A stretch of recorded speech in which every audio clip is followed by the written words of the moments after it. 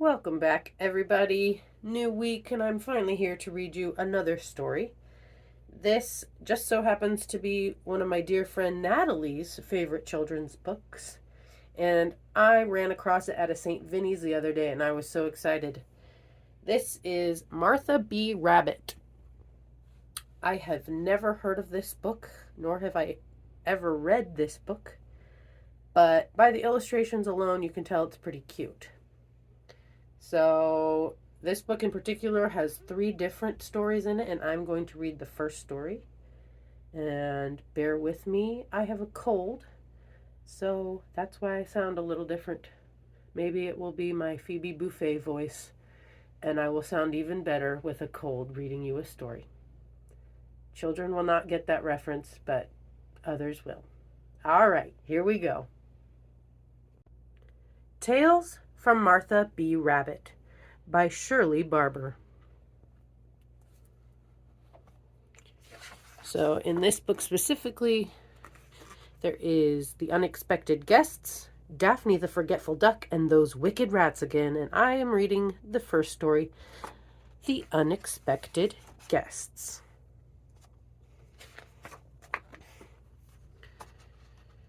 Martha B. Rabbit and Tabitha Cat stood at the door of their apple tree house and watched the falling leaves.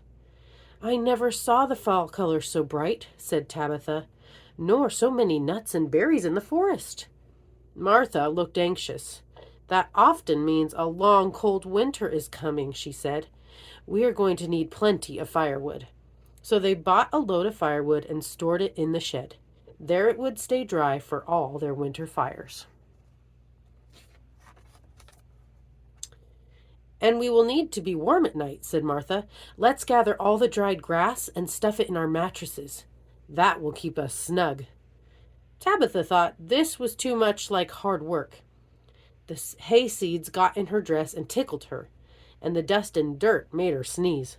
Still, Martha was nearly always right, so Tabitha worked hard to fill her mattress, and all the spare ones, too. "We'll put the leftover hay in the shed," said Martha when they were finished. "Then we must tell everyone in the forest to stock their cupboards with enough food to last until spring." So Tabitha and Martha organized a berry picking and nut gathering picnic. The two robins who lived in the branches of the apple tree delivered their invitations.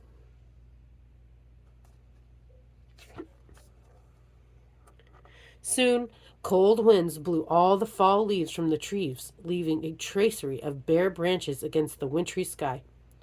The stream, which flowed past the apple tree house, froze over, and each day Martha and Tabitha had to break a hole in the ice to draw water for their cooking. "Look," whispered Tabitha one frosty morning. "The deer have come to drink from the hole in the ice." "Before long, they'll be coming to us for food," said Martha quietly. "There's not much left for them in the forest."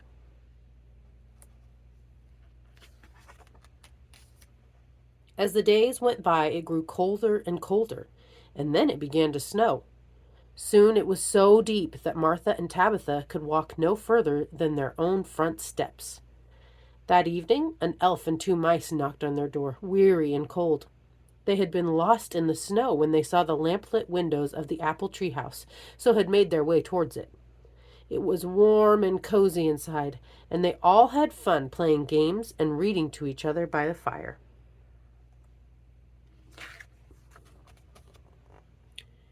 One bright but cold morning, the deer came right up to the apple tree house and asked for food, just as Martha said they would. "There's hay in the shed," said Martha. "You can eat and sleep in there." But one little fawn was so weak that Martha let her stay inside by the fire.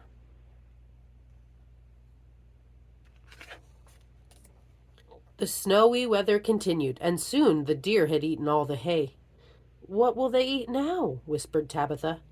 "We'll take the hay from our mattresses and give them that," said Martha calmly. "We'll start with the spare beds and hope the snow thaws before we have to take it from our own." "Oh," said Tabitha, "now I know why you made me fill our mattresses with hay."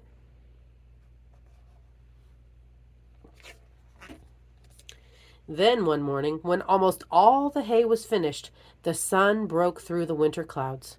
The snow began to melt, and soon all the forest dripped and sparkled. "Hooray!" laughed Tabitha. "The long, cold winter is coming to an end." The birds flew outside to perch in the apple tree branches, and the mice scampered off to their homes. One by one, the deer bounded away as green grass shoots began to show through the melting snow. "Goodbye," said the elf to Martha and Tabitha. "I promise to come back and visit you." A few weeks later, the deer came back to thank Martha and Tabitha for helping them through the winter. Then they swept their friends up onto their backs for a glorious ride through the forest. And every spring after that, the fawn came back to see them. One special year, her own little fawn came with her. The winters were never quite so long and cold, but Martha and Tabitha always stored plenty of seeds, berries, nuts, and hay, just in case. Tabitha still says to Martha, "Remember that winter we even had to take the hay out of our mattresses to feed the hungry deer?" And Martha replies, "It certainly was a bad time, but we made a lot of very good friends, didn't we?" And that's the end for the first story of this book. The end.